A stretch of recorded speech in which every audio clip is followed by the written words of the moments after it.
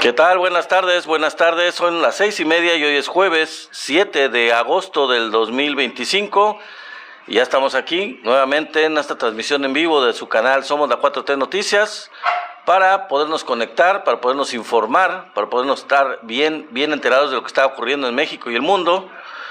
Gracias por estar aquí. A todos les damos la más cordial bienvenida. Los saludamos con muchísimo gusto de que estén llegando, que estén saludándonos.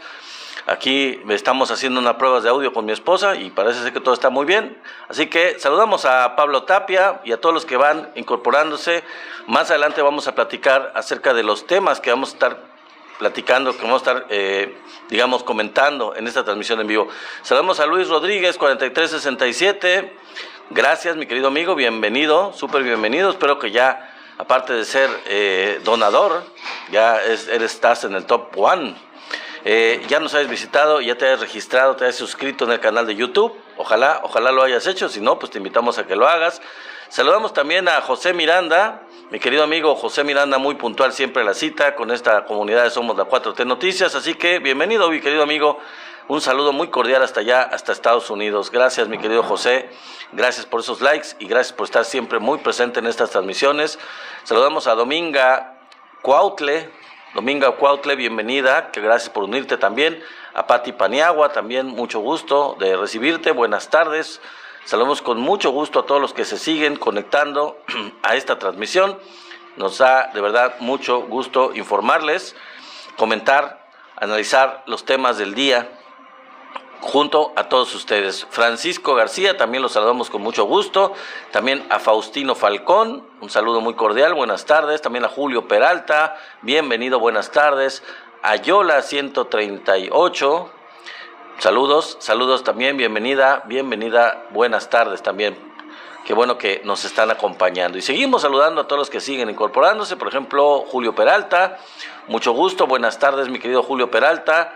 Bienvenido a esta transmisión, bienvenido al canal, bienvenido a este día, en vivo que estamos transmitiendo, el último de esta semana, obviamente. Don Juan, saludos, buenas tardes. También a Jovis Cucus, Jovis Cucus, saludos, buenas tardes. A Super G, a Juan Miguel también, buenas tardes, bienvenidos todos ustedes, bienvenidos, muchas gracias por estar aquí. Estamos muy contentos de recibirlos y de saludarlos hasta donde quiera que estén incorporándose a esta transmisión en vivo. Saludamos a Tibo también, buenas tardes, gracias por unirte.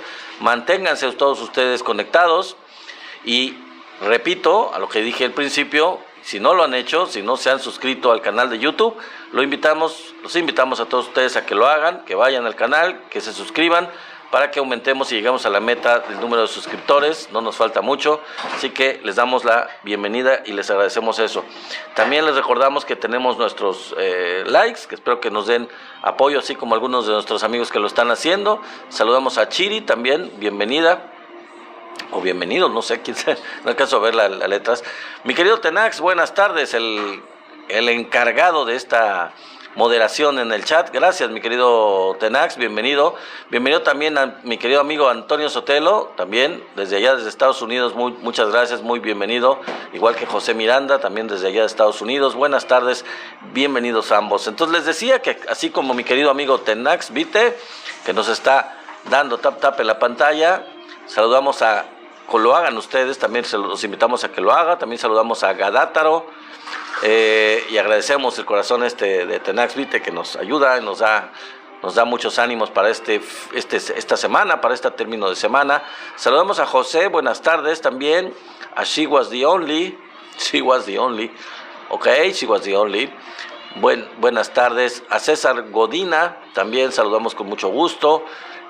¿A quién más? A Jera, también saludamos a Jera, y a todos, a Rigo Banu. Saludamos a todos los que se siguen incorporando. Estamos a punto de empezar ya a darles el resumen de los temas que vamos a tratar, de algunos temas que vamos a estar platicando el día de hoy, que espero nos dé tiempo, porque sí está un poquito larga la tirada de lo que vamos a estar platicando el día de hoy. Así que preparamos muchos temas, espero que nos acompañen. Y obviamente pues también aparte que tenemos por ahí una meta de regalos, que espero que nos apoyen por ese lado.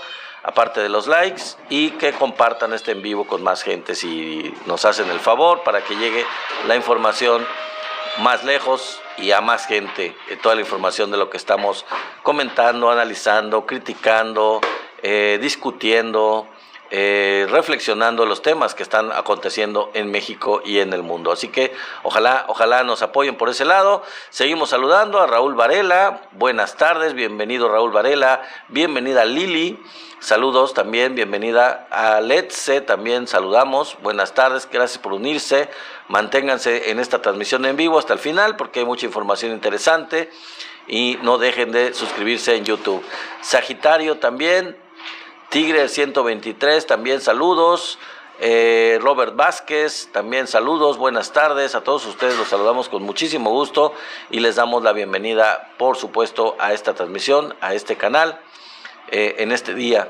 Salo, también saludamos a Salo, buenas tardes, bienvenido, por supuesto. A Jesús Santiago 47, también a User 3391, buenas tardes también. Y a todos los que se siguen incorporando, les vamos a dar la más cordial bienvenida. DI7GUUGI021, qué barbaridad, es un nombre muy largo. Saludos, bienvenidos también. Bueno, en fin, a reserva de que sigamos saludando, y le encargamos ahí en el chat a Tenaxvite este tipo de cuestiones del saludo a todos los demás que no haya yo saludado, porque vamos a empezar ya con el resumen. Los invito a que nos acompañen, a José Hernández y a todos los que sigan en este pequeño resumen de los temas que vamos a estar tratando. Bueno, por una parte vamos a hablar de la locura de Xóchitl Gálvez. Ya salió con una nueva locura, ya lo saben, esta señora pues no quiere retirarse de la vida política, quiere seguir haciendo el ridículo, como lo hizo como candidata a la presidencia y como lo ha hecho en toda su historia política. Realmente es una señora que vive del escándalo, vive del ridículo, y pues pretende seguir haciendo el ridículo. Bueno, ¿qué fue lo que dijo Xóchitl? La nueva locura, vamos a decirlo, vamos a comentarlo de manera muy breve, porque no vale mucho la pena hablar de esta señora. Vamos a hablar también un poquito más acerca de lo que hablamos en días anteriores de la Comisión para la Reforma Electoral. Esta comisión, hemos hablado de ella, es una comisión que va a presidir Pablo Gómez, pero lo que no hemos dicho los días anteriores es quiénes la van a presidir, quiénes presiden esta comisión que se encargará de diseñar la reforma electoral que va a ser votada, que va a ser analizada, que va a ser discutida, que incluso va a haber una encuesta entre la población para poder gozar del apoyo popular, que por cierto tiene el apoyo popular, todos lo sabemos, pero va a haber una cuestión muy democrática en esto de la reforma electoral. ¿Y quiénes son parte de esta reforma electoral? ¿Quieren saber? Aparte de Pablo Gómez, vamos a decirles quiénes están siendo parte de esta comisión para la reforma electoral. Vamos a hablar de la nueva madrina que le puso Gerardo Fernández Noroña a Ricardo Anaya, el Ricardo el Profugín, ya saben, Ricardo Anaya el Profugín. Aparte de esto viene mezclado, aparte del ridículo que lo hizo Trizas Noroña a su más puro estilo clásico, pues también la verdad es que los ataques tenían que ver con el escándalo de Adán Augusto López Hernández que hemos estado platicando en días anteriores, y la verdad no es que les demos la razón a los panistas, pero sinceramente en este zafarrancho, porque eso fue un zafarrancho en la Cámara de Senadores, pues la verdad es que Adán Augusto no quedó muy bien librado, y también pues Morena no queda, la verdad, muy bien librada, porque pues la verdad es que sí hay que poner un alto a esta situación. Está quedando mal Adán Augusto, y al mismo tiempo al hacerlo pues está haciendo quedar mal al movimiento, a la 4T y a Morena. Así que vamos a platicar de esto, una parte cómica, una parte pues de poner en su lugar a cada quien, en este caso como siempre Noroña a Anaya, pero bueno, también vamos a hacer una crítica del caso de Adán Augusto. ¿Qué fue lo que dijo en esa defensa que hizo? Ya habló defendiéndose. Adán Augusto lo logró. Bueno, vamos a ver si lo logró de acuerdo con ustedes. ¿Qué fue lo que dijo Adán Augusto? Y si ustedes creen que con eso pues se defendió. Vamos a ver también otro tema que no es muy bueno, que no es muy sano, es el papelón que hizo Andy. Dice él que no quieren que le digan Andy, pero la verdad es que con las actuaciones que ha tenido Andrés Manuel López Beltrán, pues dista mucho de su papá. Obviamente su padre es otra cosa, es otro personaje, es un personaje realmente histórico de México y sería muy difícil llenar sus zapatos, pero ese no es el problema. El problema es que le ofende que le digan Andy por ser el hijo, por ser el junior, por ser el pequeño del presidente Andrés Manuel, pero él no ayuda mucho con su actitud, sinceramente. Vamos a ver el papelón que hizo el coordinador de Morena. No sé, realmente es el secretario general o el coordinador de movilización, no sé qué diablos es lo que es en Morena, pero la verdad es que no está haciendo un buen papel Andy López Beltrán, sinceramente, y les voy a decir por qué. ¿Qué fue lo que él dijo? ¿Cuál fue la opinión de Fernández Noroña sobre el tema? Y bueno, vamos a hablar Andy, el junior del bienestar. Ándale, mi querido Tenax, así es. Vamos a hablar un poquito del tema, ¿no? Vamos a hablar también de un tema internacional, si ustedes me lo permiten, y vale la pena, varios temas internacionales. Vamos a hablar del caso argentino, del gobierno de Milei. ¿Cuáles han sido los resultados de Milei en Argentina? Porque creo que no mucha gente lo sabe. Vamos a hacer un análisis económico, un análisis social, un análisis político de la gestión hasta ahora casi de 2 años de Javier Milei en Argentina. Para aquellos que apoyan a la derecha, pues para que veamos cuáles han sido los resultados de uno de sus gurús, de uno de los que realmente llevan el neoliberalismo a la práctica, este libertarianismo, o como se le quiera llamar. Bueno, vamos a hablar del caso argentino, vamos a ver bastantes datos sobre esto. Vamos a hablar también de el truco del aspiracionismo, si es que nos da tiempo en esta transmisión. ¿Qué es lo que dice los aspiracionistas y cómo justifican que el gobierno no debe de pensar en los programas sociales, no debe de tratar de implementar programas sociales? Vamos a ver cuál es el truco de esto, y de ahí nos vamos a pasar al caso de China, el modelo chino que desmiente completamente estos principios neoliberales de que no hay que dar el pescado, sino que hay que enseñar a pescar.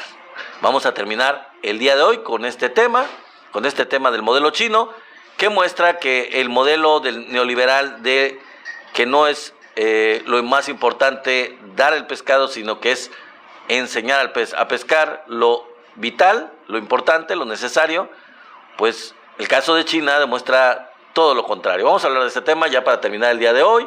Si me permiten, pues entonces acompáñenme porque vamos a empezar con estos temas, ¿ok?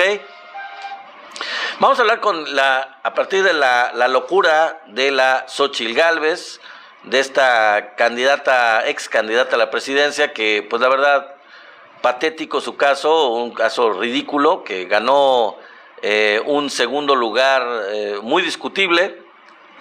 O sea, bueno, no discutible porque no se lo mereciera, sino que realmente logró más votos por la unión de los partidos, por el PAN y por el PRI, de lo que ella hubiera logrado sola por sí misma. Realmente fueron los votos de los partidos lo que logró, pero se quedó muy lejos, increíblemente lejos de la presidenta de México, que ganó la presidencia, ganó la candidatura y ganó la presidencia la doctora Claudia Sheinbaum.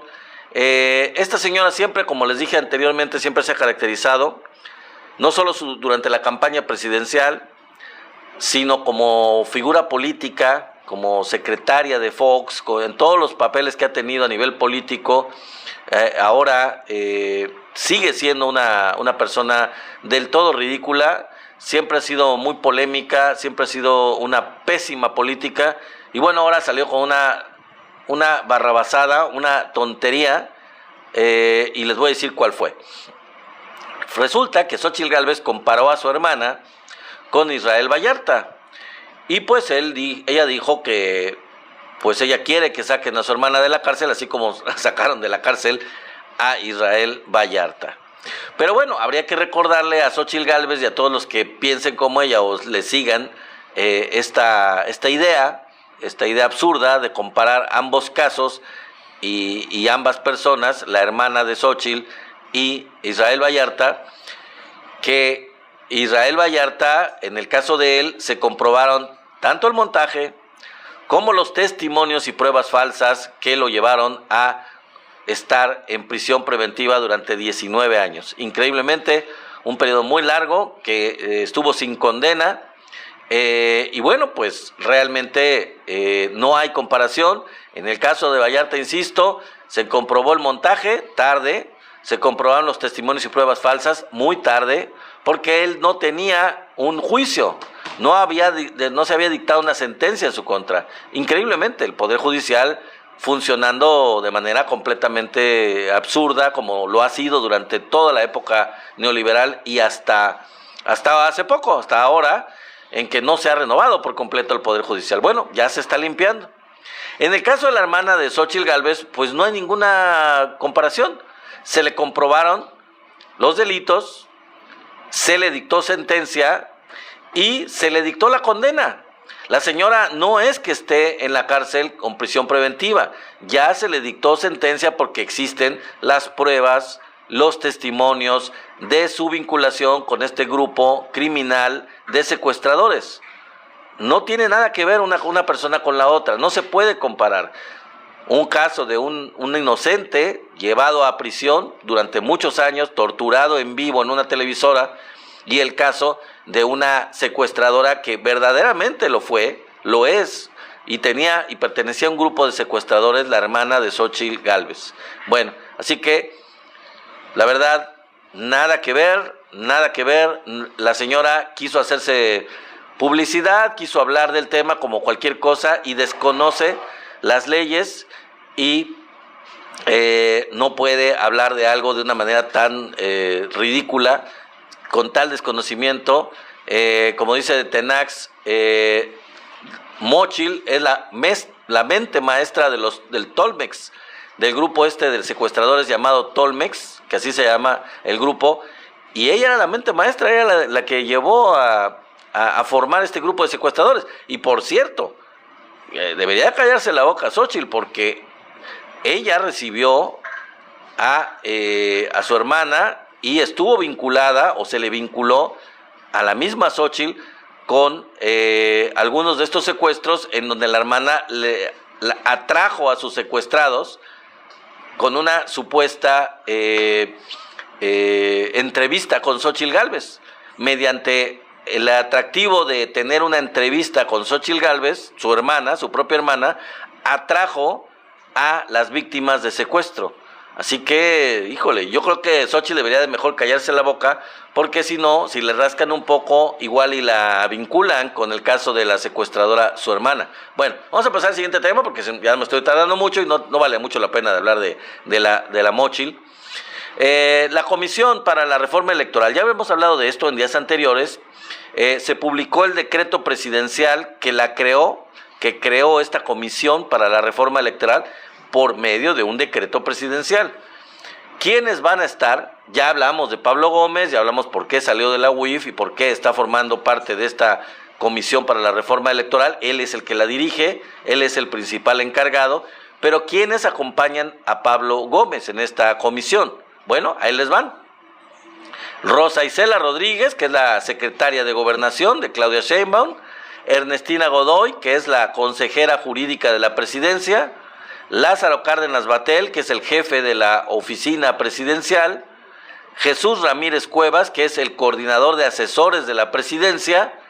Y Arturo Saldívar, que es el coordinador de política de la presidencia.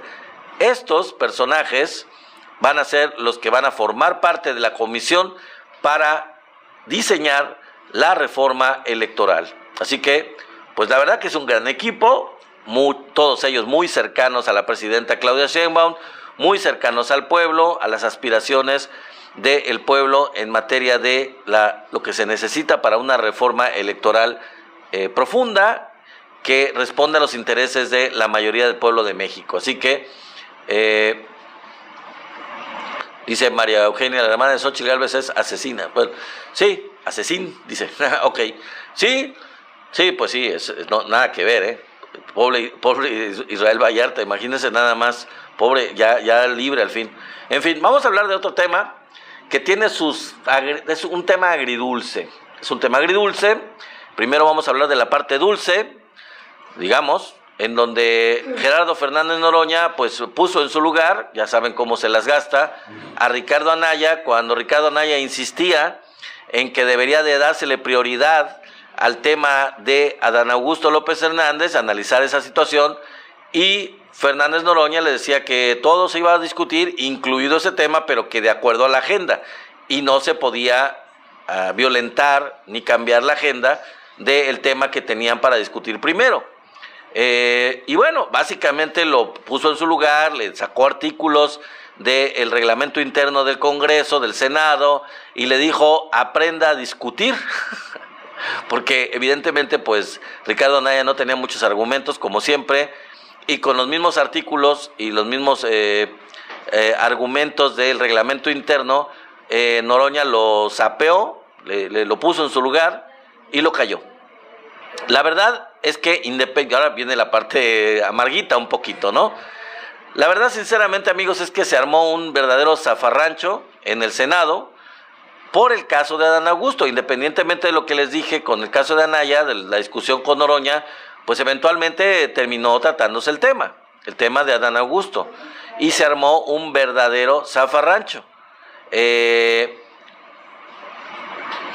Después de tratar otros temas, como les dije, que eran los que priorizaba el Senado, ya tenían la agenda, Adán Augusto finalmente habló del tema, finalmente dio la cara, pasó a tribuna, habló del tema y dijo lo siguiente: no tengo vergüenza de haberlo puesto, se refiere a Hernán Bermúdez, en ese lugar, en ese puesto, y dijo él que no sabía nada de los vínculos de Hernán Bermúdez Requena con el crimen organizado.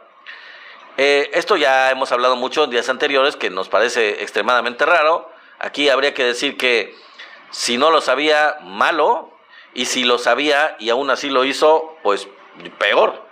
De cualquiera de las dos maneras no lo salva nadie. O sea, es ridículo que haya salido con una defensa tan patética hablando del tema. El hecho de salir a hablar del tema de una manera tan ridícula no lo ayuda. Pero bueno, eso ya vamos a hablar más adelante. Dijo algo también muy raro, Adán Augusto, que llamó mucho la atención. Dijo, según él, que él no fue el que nombró a Hernán Bermúdez Requena.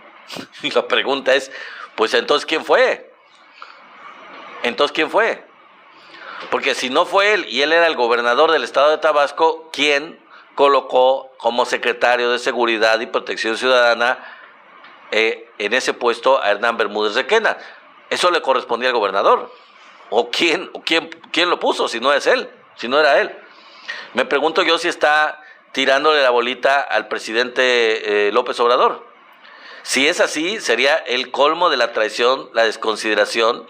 O sea, sería una verdadera traición horrible y además una clara mentira, porque el presidente no tenía la costumbre de meterse en las decisiones soberanas de los gobernantes de cualquier estado de la República. El presidente hizo gala de, sí, como dice Tenax, patadas de ahogado de Adán, pero es de una ingratitud y de una traición inmensa decir una cosa así, como que sugiriendo que el presidente lo puso. Es algo horrible, es algo que le debería costar la cabeza a Adán Augusto, pero de inmediato, porque es una gran falta, es una gran traición y además es una gran mentira.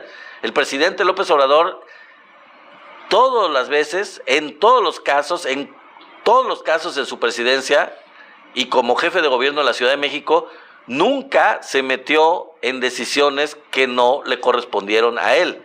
Nunca se impuso. Y hay muchos ejemplos.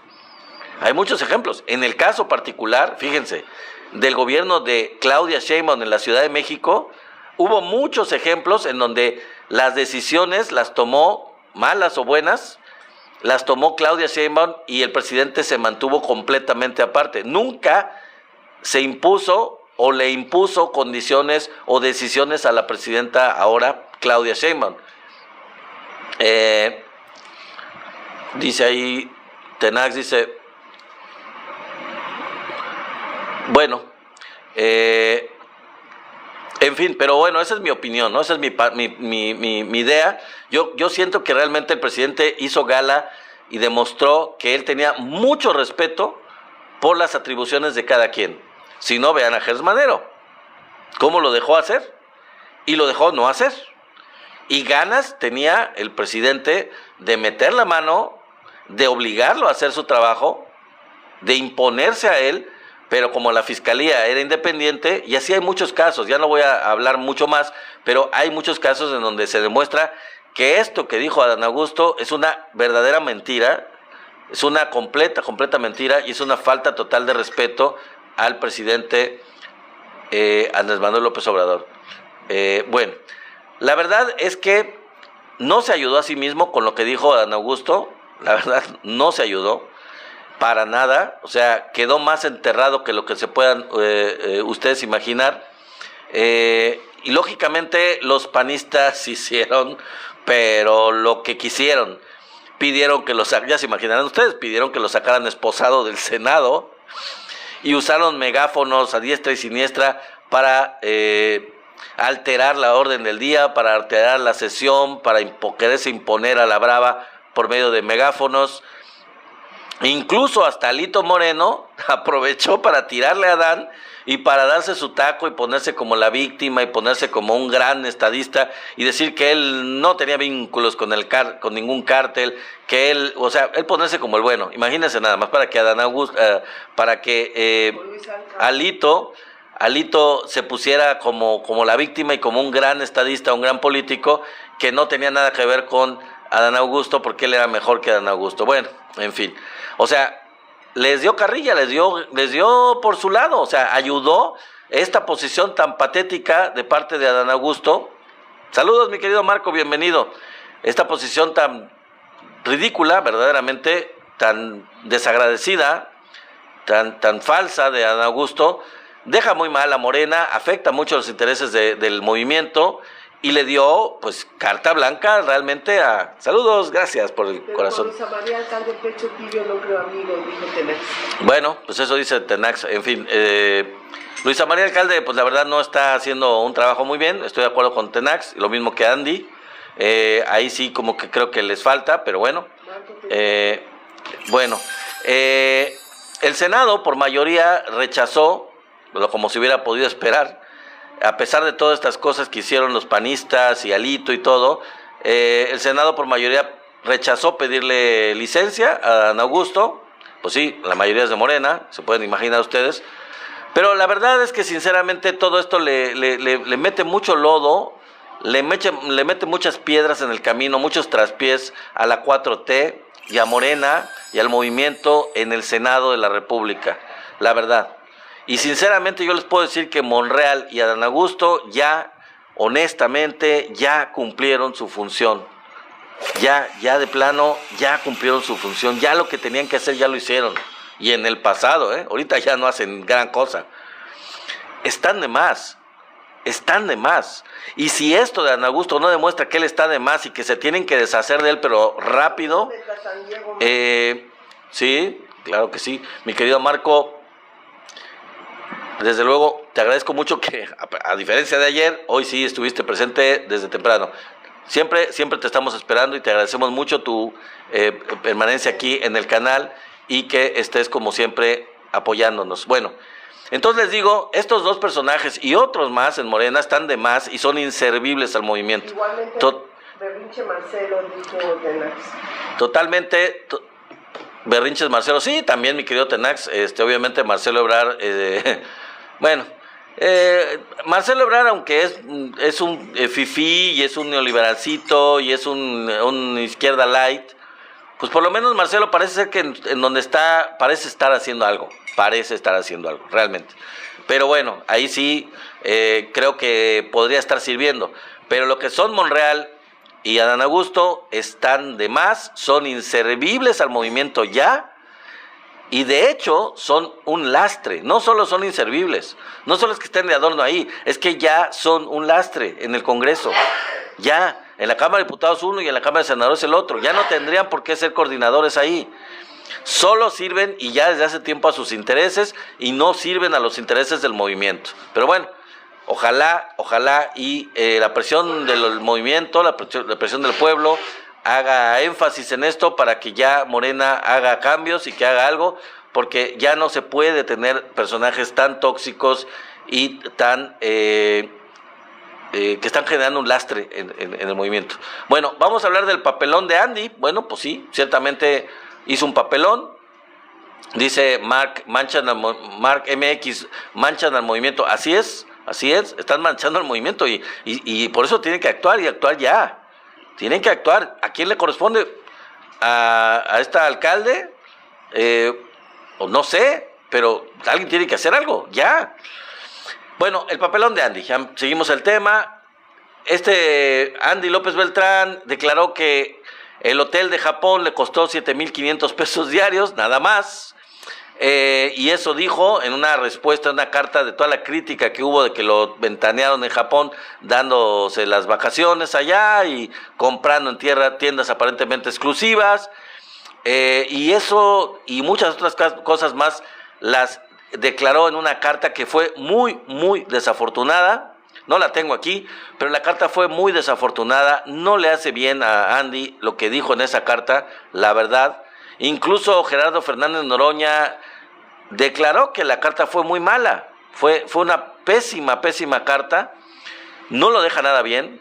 No está teniendo una buena actuación Andy en ese papel. Realmente Sergio Gutiérrez Luna, el encargado de los diputados, que también, por cierto, ahí junto con Monreal está teniendo un papel no muy bueno. Sergio Gutiérrez Luna también es otro que se está dando la gran vida. Se ha estado gastando mucho dinero y lo están ventaneando de que se ha estado comprando artículos de lujo, que están comprando muchos enseres, él y su esposa, etcétera. O sea, está trascendiendo que hay personajes como Andy, como Sergio Gutiérrez Luna, que pues como que eso de la austeridad republicana, lo hemos estado platicando en días anteriores, les entró por un oído y les salió por el otro. Independientemente que en el caso particular de Andy, pues el que mostró y demostró cómo se lleva a cabo estos principios de austeridad republicana, pues es precisamente su padre. Pero bueno, yo estoy muy seguro que ustedes saben, y yo sé, y todos sabemos que el hecho de que un papá sea de una forma no significa que los hijos sean iguales a uno, ¿no? Los hijos salen muy diferentes a uno.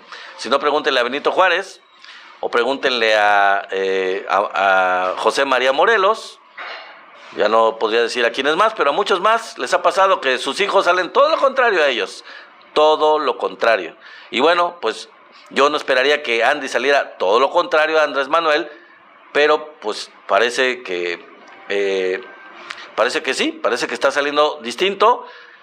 No sé, pero por lo menos lo de la austeridad no se le da. No sé, como político, no ha tenido una carrera política realmente, no ha hecho gran cosa a nivel político, sino solo el papel que está desempeñando dentro de Morena, que hasta ahora, la verdad, no da color. Entonces, no está haciendo este principio de austeridad republicana, desafortunadamente compartido entre muchos integrantes de Morena y de la 4T, lo cual es muy mala noticia, porque con esto, la verdad, sinceramente, es que les dan armas a la oposición que puede acusarlos de falta de congruencia. Eso es un hecho, ¿no? O sea, si uno de los principios de la 4T es precisamente de la austeridad republicana, ciertamente, yo lo he dicho en ocasiones anteriores, si bien no todo el mundo es 100% Andrés Manuel López Obrador, ni pretendería que lo fuera, ni tampoco son 100% gente como el Che Guevara, ni 100% como José Mujica, que llevaron eso de la austeridad republicana a niveles realmente de vocación, de vida.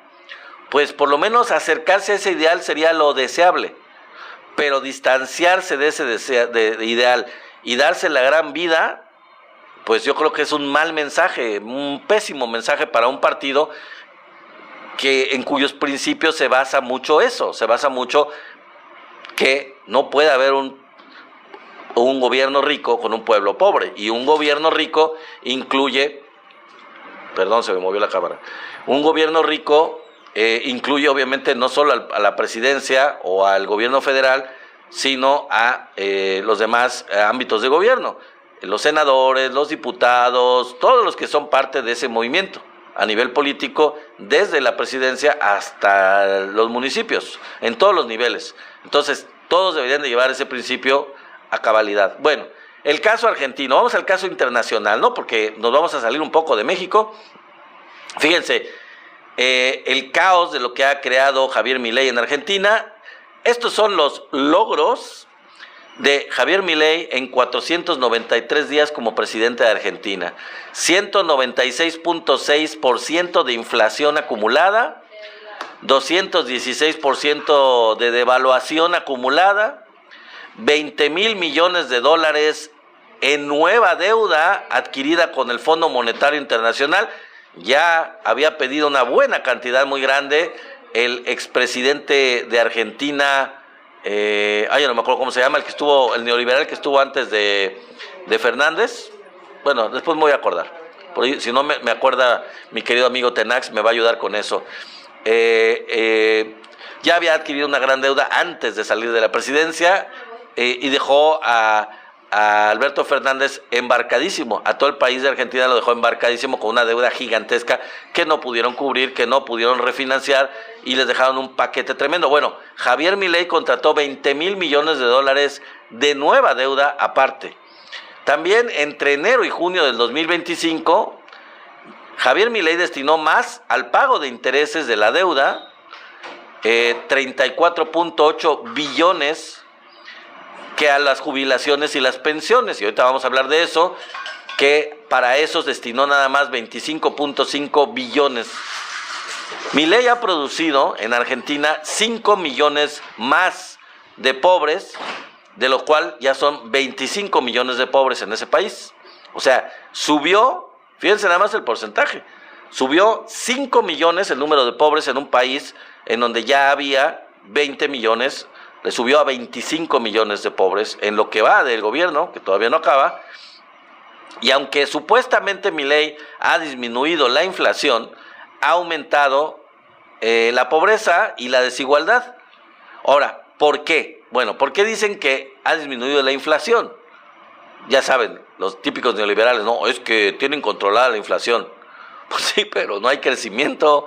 Está controlada la inflación, no hay crecimiento y ha aumentado la pobreza y la desigualdad. ¿Por qué lo decimos? Bueno, ¿por qué disminuye la inflación? Pues muy fácil, porque el salario ha caído 7%. Entonces, si el salario ha caído 7% y ha aumentado el costo de la vida, esto explica la caída en el consumo. O sea, la gente, no es que la inflación disminuya nada más porque sí, es porque ha disminuido el consumo. Eso es engañoso. Una caída del salario disminuye el consumo. Entonces, por ejemplo, hay 16% menos de consumo de carne de res, hay 11% menos de consumo de leche, hay 20% menos en el volumen de ventas en los supermercados. O sea, imagínense, los supermercados se ha impactado una reducción del 20% en sus ventas. Hay una reducción del 24% en la compra de cemento. Y esto obviamente es un resultado de un golpe muy fuerte al sector de la construcción. Si se consume menos materiales de construcción, entre ellos el cemento, en un 24%, hay un impacto en la industria de la construcción. Y eso pues son salarios, son puestos de trabajo que no hay, que deja de haber. Por otra parte, las jubilaciones están congeladas y también todos los servicios públicos están congelados. Por ejemplo, fíjense nada más, mientras que hubo una inflación acumulada de 118%, imagínense, una inflación acumulada de 118% en 2024, al hospital pediátrico más importante de Argentina le aumentaron el presupuesto solo en 9.8%. Imagínense, le aumentan su presupuesto en 9.8%, pero la inflación fue de 118%. Obviamente esto ha ido empeorando con el paso del tiempo, con una inflación creciente y con un aumento en los recursos, en el presupuesto raquítico que no supera, que está muy por debajo de la inflación.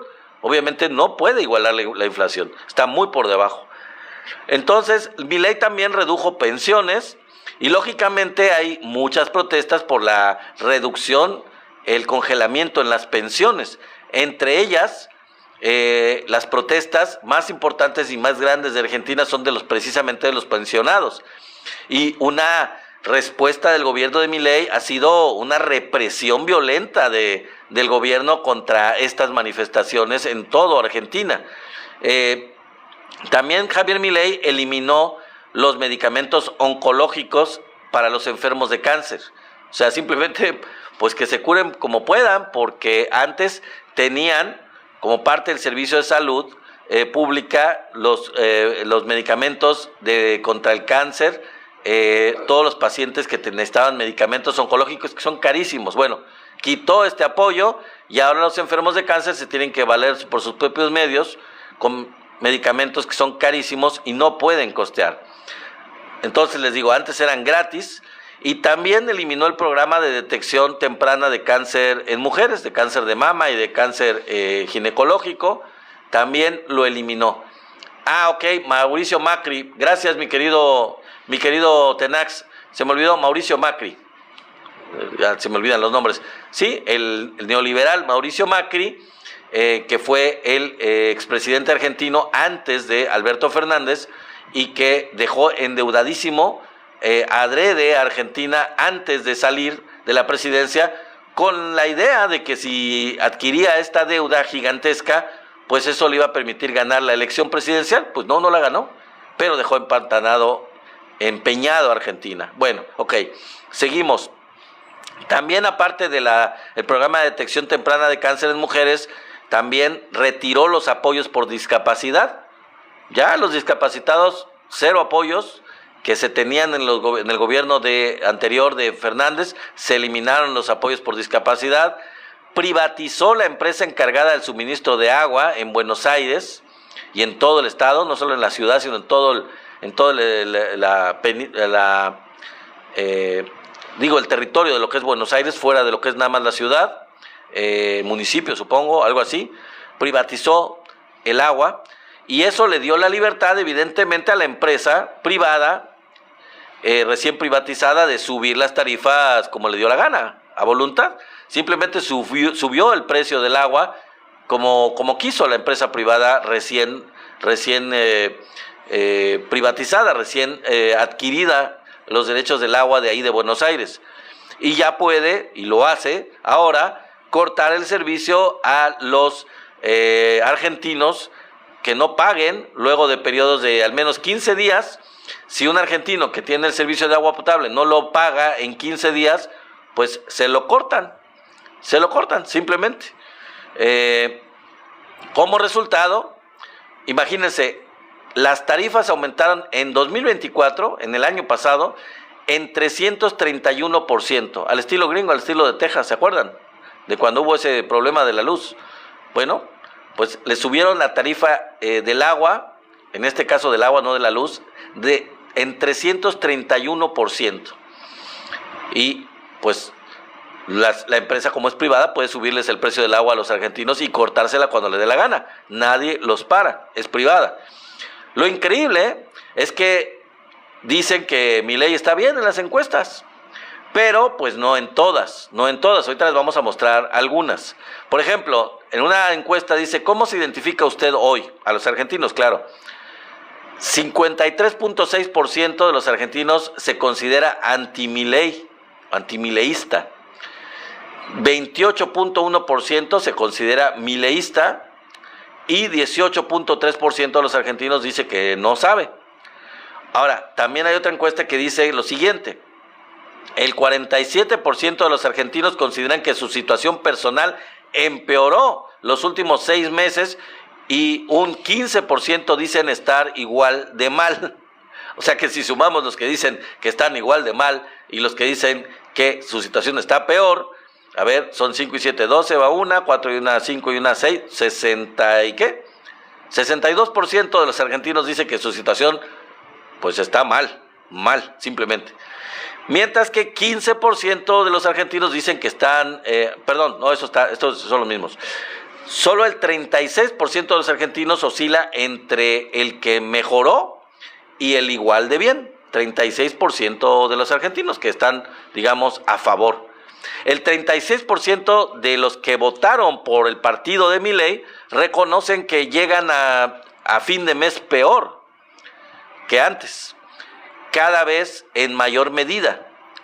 mientras que el 60% de los encuestados afirma que el gobierno de Milei profundiza la desigualdad. Y pues los argentinos tendrán la renovación de buena parte del Congreso, tanto de diputados como de senadores, en este año 2025, en octubre de este año 2025, ya en unos meses. Y ahí se va a ver, pues, qué tal, cómo le va a Milei, cuál de estas o de otras encuestas tiene la razón, y a ver si mantiene la popularidad o la aceptación del pueblo argentino. Es increíble que la tenga, a pesar de estos datos que les acabo de decir, que no es precisamente buena señal para Milei, porque los datos económicos están en contra de él realmente. Ahora, para terminar el tema de Milei, ¿cuál es el discurso de Milei cuando era candidato a la presidencia? ¿Se acuerdan? Bueno, en el discurso de Milei como candidato, con eso convenció a mucha gente del pueblo, la gente del pueblo argentino, de que iba a luchar contra la casta. Él llamaba la casta, que eran los privilegiados, según él. Pero para Milei, ¿cuál era la casta? Bueno, para él, según esto, la casta que le dijo a los argentinos eran los políticos corruptos, los burócratas, estos con los que usaba la sierra para poder cortar estos gastos innecesarios, pero en realidad cuando hablaba de políticos corruptos y burócratas, se refería a los políticos contrarios a él, no necesariamente que fueran corruptos, sino simplemente a políticos y burócratas contrarios a él o a sus ideas. Pero llegado a la presidencia, no tocó a la verdadera casta. ¿Cuál es la verdadera casta de Argentina y de muchos países, de México también? ¿Cuál es la verdadera casta contra la que engañó al pueblo y el pueblo argentino pensó que con ellos iba a luchar, contra ellos iba a luchar? Ese fue el engaño. Bueno, la verdadera casta en Argentina era millonarios corruptos, nacionales y extranjeros, empresarios corruptos, nacionales y extranjeros, y políticos corruptos. ¿Pero qué creen? Políticos corruptos afines a sus ideas, afines a estos libertarios, afines a las políticas de Milei, cercanos a él, cercanos a sus empresas, cercanos a sus negocios, cercanos a las corporaciones internacionales que lo apoyan. Esos son la verdadera casta, y a eso sí no los tocó. A eso sí no los tocó, y son los ricos cada vez más ricos, igual que Trump. Bueno, vamos a hablar ya para terminar del truco del aspiracionismo. Fíjense esto, es interesante. Les enseñaron a mucha gente, entre ellos a familiares, cualquiera de nosotros tenemos una tía panista, ¿no? Una hermana panista, un hermano panista. Bueno, ¿qué les enseñaron? Es el truco del aspiracionismo. ¿En qué consiste? Les enseñaron a odiar al pobre. Y funcionó. Bueno, para ellos, aspiracionistas, les funcionó. ¿Qué les dijeron? Les hicieron creer que el problema del país es el que recibe una beca, no el que evade millones. Que el que accede a un programa social es un flojo, no alguien que el sistema dejó fuera. Que los pobres son una carga, entre comillas, no personas atrapadas en un país desigual durante años. Por eso muchos de clase media, porque esos son como la doña Florinda, muchos de clase media odian los programas sociales, porque creen que el país se cae por mantener, entre comillas, vagos, pero nunca por sostener a políticos corruptos, empresarios intocables o bancos rescatados con tu dinero, con nuestro dinero. Es más fácil, claro, por supuesto, culpar al que no tiene nada que aceptar que los verdaderos culpables se enriquecen sin que lo noten, sin que nadie lo note. Ellos se siguen enriqueciendo a costa de todo el país, de todo el pueblo. No, los pobres no son el problema. El problema es un sistema que les enseñó a odiar al que menos tiene, mientras los distraen del que lo tiene todo. No se ponen a pensar, no se concentran en el que tiene todo, que siempre ha tenido todo y que siempre se le da todo. ¿Verdad, Ricardo Salinas Pliego? Y así es el truco del aspiracionismo, en el que tienen a todos los que tienen esa ideología de derecha y que son esclavos del capital, que son esclavos de los verdaderos fifís, que se sienten fifís pero que no lo son, y añoran o quieren llegar a ser como ellos, y por eso los defienden. Pero pues las noticias no son como ellos, y el hecho de odiar a los pobres o expresar odio hacia los pobres no los acerca a ser fifís, ¿no? Pero con eso los tienen entretenidos, por supuesto. Y bueno, para terminar, y este día con broche de oro, va el modelo chino de desarrollo, que desmiente al modelo neoliberal con otros datos diferentes a los que he mencionado en otras ocasiones, en otras transmisiones en vivo. Fíjense, porque esto es muy interesante. Primero te doy el pescado, luego te enseño a pescar. Esto que les acabo de mencionar es completamente lo contrario de la teoría neoliberal, ¿o no? ¿Sí? Que ellos dicen que no se les debe de dar el pescado, que se les debe de enseñar a pescar, ¿no? Bueno, el modelo chino es completamente distinto. Es primero te doy el pescado y luego te enseño a pescar. Vamos a desglosarlo, ¿les parece? Ok, vamos. En otras palabras, primero te quito el hambre, te doy estabilidad, te doy una vivienda digna, te doy salud, te doy servicios básicos, y ya con el estómago lleno, ya con los servicios, con los benefactores básicos, ahora sí, te capacito, te impulso, te integro a la economía. El modelo chino no dice, entre comillas, fíjense, que se jodan, que trabajen. Dice, primero te doy de comer, luego te enseño a salir adelante. Esto ha hecho China durante décadas, por lo menos desde los años 70. Y los resultados, pues están a la vista. Sacaron a más de 800 millones de personas de la pobreza. Hoy producen ciencia, tecnología, infraestructura y energía. Cada vez hay menos desigualdad en China. Y los salarios han crecido junto con la economía. Porque ellos entendieron algo que muchos gobiernos ignoran, o más bien prefieren ignorar. No se puede pedir esfuerzo a quien no tiene ni qué comer. Claro que no. No puedes exigir productividad a quien vive con miedo al desalojo. No puedes hablar de meritocracia cuando millones parten desde la miseria. El desarrollo no empieza con discursos de autoayuda. Empieza garantizando lo básico: comida, techo, salud y educación. Primero, la justicia social, luego el crecimiento económico. Así, muy, muy simple. Y la verdad es que, así como les decía yo de los aspiracionistas, me dan muchísima risa estos partidarios de la política neoliberal, que dicen que la gente es floja y que tiene que esforzarse en lugar de recibir apoyos. ¿Por qué no dicen eso? Dice Sema, es correcto, pero cada país tiene una realidad diferente. Así es, y le voy a hacer el comentario a Sema de lo siguiente. Lo que yo iba a decir era relacionado con eso. ¿Por qué estos simpatizantes del neoliberalismo piensan o dicen que está muy bien que los países, por ejemplo, nórdicos, que el estado de bienestar lo llevan a buen término, porque ellos sí siguen en eso, los demás países europeos no? Suecia, Noruega, Dinamarca, Finlandia, por ejemplo, tienen un estado de bienestar garantizado.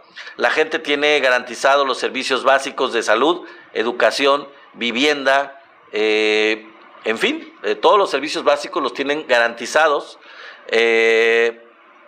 y lo demás es lo de menos. Lo demás es el desarrollo del país, y tienen buenos niveles de vida y tienen márgenes muy leves de desigualdad. Pero se garantiza en esos países la comida, el techo, la salud y la educación. Está garantizado. Ahora, los demás países europeos, algunos de ellos, Inglaterra, por ejemplo, el Reino Unido, Francia, tuvieron un estado de bienestar. Hasta cierto punto tenían un estado de bienestar. No tan ideal, no tan óptimo, no tan absoluto como los países nórdicos que les mencioné, pero sí lo tenían. Pero lo han venido perdiendo por las políticas neoliberales implementadas en apoyo a Estados Unidos. Y ahora ya les está costando garantizar los derechos básicos y garantizar un estado de bienestar. Ya no lo tienen. Ya no está garantizado en esos países. Entonces, vuelvo a lo mismo que decía yo hace un momento. ¿Por qué cuando se habla de países de Europa, de los nórdicos, que garantizan todos estos benefactores básicos, garantizan un estado de bienestar? Está muy bien. No son comunistas, no se les critica, no está mal. Pero si lo hace México, si lo hace Bolivia, si lo hace Venezuela, si lo hace Colombia, si lo hacen Brasil, si lo hacen otros países, no, es comunismo, eso está mal. Eso es darles el pescado en lugar de enseñarles a pescar. Qué chistoso, ¿no? Qué doble rasero, doble moral. Con ellos está bien, con nosotros no. Nosotros tenemos que padecerle, tenemos que sufrirle, tenemos que lucharle y no tener un estado de bienestar que nos provea de todo, porque no somos iguales. Fíjense nada más el nivel de racismo, el nivel de clasismo de estos pelmazos, de esta gente completamente ideológicamente esclava de los países del norte, y que nos ven a nosotros mismos y se ven, porque ellos son parte de este país también, o de estos países del sur global, nos ven menos. Y se les olvida el pequeño detalle que ellos también son parte de este país, aunque sean los aspirantes a fifís, aunque sean los aspiracionistas, ellos también son parte de este país. Entonces, ¿por qué ese doble rasero? ¿Por qué esa doble visión? Los europeos sí tienen derecho a un estado de bienestar, está muy bien visto, eso no es comunismo. Pero nosotros no, porque si nosotros lo pretendemos, aquí sí está mal, aquí sí es comunismo. ¿Qué les parece la completa incongruencia del razonamiento de estos personajes? Ahí se les cae por tierra esto, ¿no? ¿Por qué no pedir lo óptimo? ¿Por qué no ser dignos? ¿Por qué no no garantizar lo mismo que otros países, a lo que otros países aspiran? La verdad es que todos los países deberían hacerlo. ¿A poco Finlandia o Suecia son países comunistas? No, son democracias. ¿A poco Suecia, Noruega, Finlandia, Dinamarca son comunistas? No son países comunistas. Tienen un estado de bienestar. Son países, se les puede llamar capitalistas, pero tienen garantizado un estado de bienestar. Como al tener una base, como lo hizo China en su momento, de garantizar los derechos básicos sociales en todos los niveles, de ahí se parte para tener un desarrollo y un crecimiento homogéneo de toda la población, desde la base hacia arriba. Y eso es lo que quiere la Cuarta Transformación desde que se implementó en México. Entonces, para quienes estén un poco confundiditos con la cuestión esta del comunismo, que no conocen y que no saben lo que significa, pues yo los invitaría a que lean sobre el tema, lean sobre las ideologías políticas, sobre el socialismo, sobre el comunismo y sobre este tipo de cuestiones, y se desentiendan de estos engaños que lo único que sirven es para crear esclavos ideológicos del norte colonialista, de los países que pretenden que el sur global siga siendo una colonia y le sigan esquilmando y robando sus recursos impunemente. Eso es lo que quieren. Y pues mientras ellos quieren tener títeres, tener gente esclava en los países del sur que les permita hacer sus fechorías, les permitan robar recursos, les permitan esclavizar a los países del sur, endeudarlos, como ya les dije y platiqué en este momento con Javier Milei en Argentina, por poner solo un ejemplo. Dice Tenax Vite, es muy simple esa cultura de quedarse la riqueza de un pueblo. Así es, mi querido amigo. Pero bueno, hay que explicarlo, ese engaño, pues que estuvo presente tanto tiempo en este colonialismo cultural, que lo teníamos en todos los medios, lo teníamos en la televisión, lo teníamos en el cine, con una ideología. Estaban torpedeando, en todos los medios torpedeando la lucha contra el, entre comillas, comunismo, para tratar de desprestigiar los movimientos sociales que lo que impulsaban era la igualdad, era la lucha contra la desigualdad, era el hecho de garantizar los derechos básicos de los países, de las poblaciones, y de lo que se encargaron durante muchos años los gobiernos de Europa, el gobierno sobre todo de Estados Unidos, fue de lanzar esta campaña publicitaria para demeritar estos movimientos ideológicamente que buscaban reformas políticas, reformas económicas, reformas sociales que le dieran cabida y le dieran más igualdad a los pueblos, a los países. Esas ideologías que sí son de izquierda, pero no se trata de comunismo, son de izquierda definitivamente, porque la izquierda lo que pugna es por las luchas del pueblo, por los derechos sociales, por las libertades, por el acceso a lo básico, por luchar contra la desigualdad. Por supuesto que sí, por supuesto que sí. Gracias, mi querido Tenax, sí, gracias, la conseguí, fíjate, conseguí esta playera un día que estábamos en un centro comercial, y la verdad, pues sí, estoy muy orgulloso, porque para mí, muy particularmente, es el mejor grupo de toda la historia, para mí. Digo, aunque me gusta mucho el rock, me gustan todos los géneros, me gusta, ya lo dije un día en una transmisión, hicimos un programa especial en honor a Ozzy Osbourne, que falleció. Me gustaba mucho el heavy metal, pero para mí el rock progresivo es lo máximo de la historia de la música en los últimos años, en todo lo que es de la música. ¿Qué dice Kiss? Marco le gusta Kiss. Ok, a Marco le gusta Kiss. Muy bien. Y bueno, les digo, tengo un gusto bastante diverso, pero sí, el rock progresivo, y dentro del rock progresivo, mi querido Tenax, pues yo creo que Pink Floyd es una cuestión que despunta, y que esa parte, ¿no? Para mí me lleva a espacios, me lleva a sensaciones, me lleva a una imaginería, a unas sensaciones totalmente extradimensionales. Es una cuestión ambiental, es una cuestión de mucho, de una calidad musical que va mucho más allá de cualquier otra creación musical, de verdad, en serio. Yo creo que para mí es el mejor grupo de rock que ha existido, con todo respeto para los demás. Me gustan todos los demás grupos de los principales géneros. Me gusta mucho el rock pesado, me gusta mucho otros tipos de rock, me gustan otros grupos de rock progresivo también, obviamente. Me gusta el New Age, me gusta muchos tipos de música, ¿no? Pero dentro del rock progresivo, aparte de Yes, aparte de Genesis, aparte de Jethro Tull, de muchos otros grupos de rock progresivo, sinceramente, Pink Floyd para mí es otro boleto, cada uno de sus discos es una obra de arte, desde mi punto de vista, y es una lástima que se hayan peleado tan feo David Gilmour y Roger Waters desde hace ya bastantes años, y que cada quien esté por separado.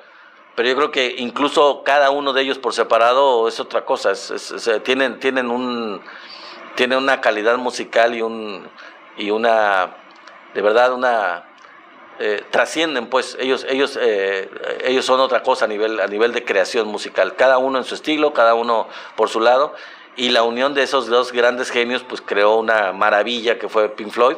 Y no solo ellos, sino también los otros integrantes de Pink Floyd, sobre todo el tecladista Alan White, que era genial. Las atmósferas que creaba con los teclados Alan White eran impresionantes. Ya falleció, él sí ya falleció desafortunadamente, así que pues ya ni modo. Entonces, antes de que me despida, mi querido Tenax, gracias por el comentario de mi playera.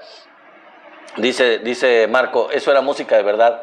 Pues sí, Pues sí, mi querido Marco, desafortunadamente ahorita hemos visto realmente hay que buscarle para encontrar música buena y música decente, y abunda la música que pues no se podría considerar música realmente, ¿eh? Esas cuestiones del reggaetón y muchos otros géneros que la verdad, sinceramente, son un desastre. Ya todo lo hacen con autotune, ya realmente no hay la misma creatividad. Ya los músicos no son músicos, sino que todo lo hacen con un sintetizadorcito, con una caja de ritmos, con inteligencia artificial. Deforman la voz, hacen ecos, hacen cosas, hablan en lugar de cantar. No. O sea, podría yo hablar horas del tema, pero la verdad es que no nos da tiempo para eso, sinceramente. Dice Marco, deberías hacer un especial de rock, hablar sobre música los viernes. Me parecería, es buena idea, mi querido Marco. Vamos a ver si lo vamos a pensar, valdría la pena considerarlo. Vamos a ver si lo hacemos, quizás no para, no sé si para esta semana o si no para la próxima, porque tenemos que prepararlo, ¿no? Tenemos que prepararlo, mi querido Marco, a hablar de algunos temas de música, y pues ya les avisaríamos. Yo creo que el lunes lo discutimos, lo platicamos en las próximas transmisiones de la semana próxima, a ver si decidimos hacerlo. Y gracias por la sugerencia, y pues vamos a pensarlo, porque sí me gusta, es un tema alternativo a la política y siempre me ha gustado desde que estaba yo muy chavo. La música pues es algo que fue mi mero mole y ha sido y sigue siendo. Me acercó a otras culturas y bueno, en fin, sigue siendo algo muy importante en mi vida la música. Para mí la música es parte esencial de mí. Tuve colecciones de música grandísimas y sigo teniéndolas, ya no con los discos, pero con las aplicaciones que hay. Entonces, bueno, pues vamos a platicarlo. Lo sometemos a votación, dice el tema, Sema. Bueno, lo sometemos a votación, ¿qué les parece el lunes? Vamos a ver qué opinan el lunes, vamos a ver, y ya en base a lo que me digan el lunes, lo consideramos para implementarlo en la siguiente semana, a ver si la gente lo quiere, ¿no? Si hay suficiente gente que lo quiera, podemos hacerlo, como no, un día que no tenemos esas transmisiones de política. Bueno, ya se me está yendo el tema con la cuestión de la música. Nos vemos el próximo lunes. Feliz fin de semana, gracias